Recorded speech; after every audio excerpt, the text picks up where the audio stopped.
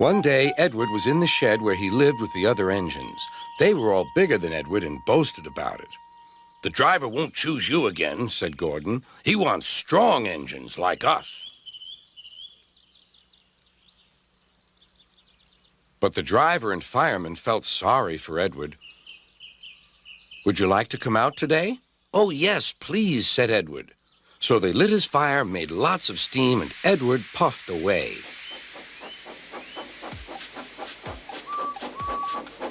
The other engines were very cross at being left behind.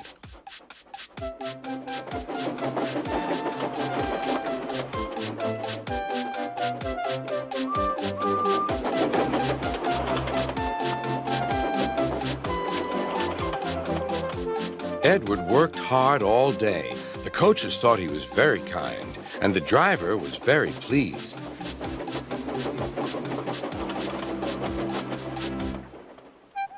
"I'm going out again tomorrow," Edward told the other engines that night. "What do you think of that?"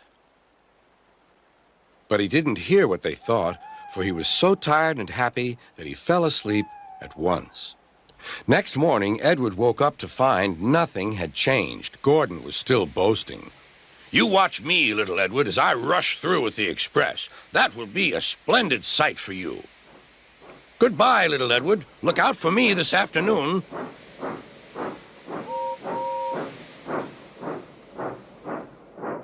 Edward went off to do some shunting. He liked shunting. It was fun playing with freight cars. He would come up quietly and give them a push. Then he would stop, and the silly freight cars would go bump into each other.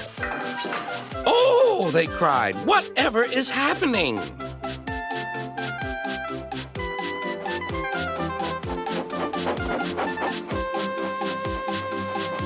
Edward played till there were no more freight cars.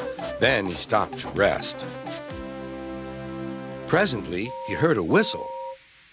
Gordon was cross. Instead of nice shining coaches, he was pulling a dirty freight train. "A freight train, a freight train, a freight train," he grumbled. "The shame of it, the shame of it, oh, the shame of it." Edward laughed and went to find some more freight cars. Then there was trouble. "Gordon can't get up the hill," the porter called to Edward's driver. "Will you take Edward and push him, please?" They found Gordon halfway up and very cross. His driver and fireman were talking to him severely. "You're not trying." "I can't do it," said Gordon. "The noisy freight cars hold an engine back so." Edward's driver came up. "We've come to push." "No use at all," said Gordon. "You wait and see," replied Edward's driver. They brought the train back to the bottom of the hill.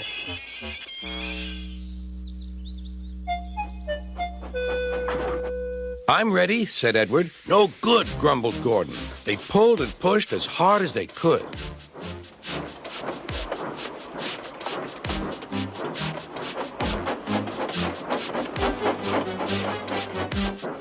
"I can't do it! I can't do it! I can't do it!" puffed Gordon. "I will do it! I will do it! I will do it!" puffed Edward.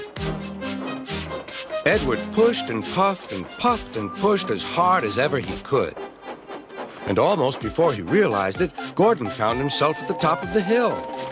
"I've done it! I've done it! I've done it!" he said proudly. He forgot all about kind Edward and didn't say thank you.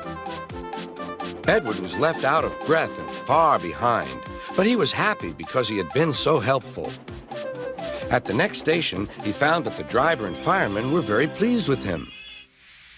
The fireman gave him a nice long drink, and the driver said, "I'll get out my paint tomorrow and give you a beautiful coat of blue with red stripes. Then you'll be the smartest engine in the shed."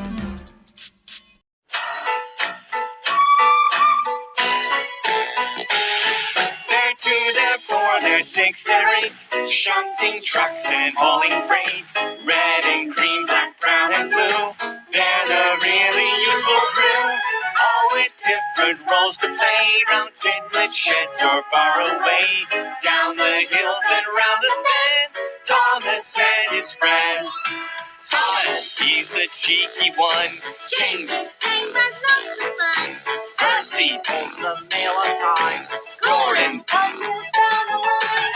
Henry really knows his stuff. Donald sees Bob Douglas puffs. Edward almost undershirt. Toby, well, let's say he's square. They're 2, they're 4, they're 6, they're 8. Shunting trucks and hauling freight. Red and green, black, brown and blue. They're a really useful crew. Always different roles to play. Round piglet sheds or far away. Down the hills and round the bend. Thomas and his friend. Thomas and his friend.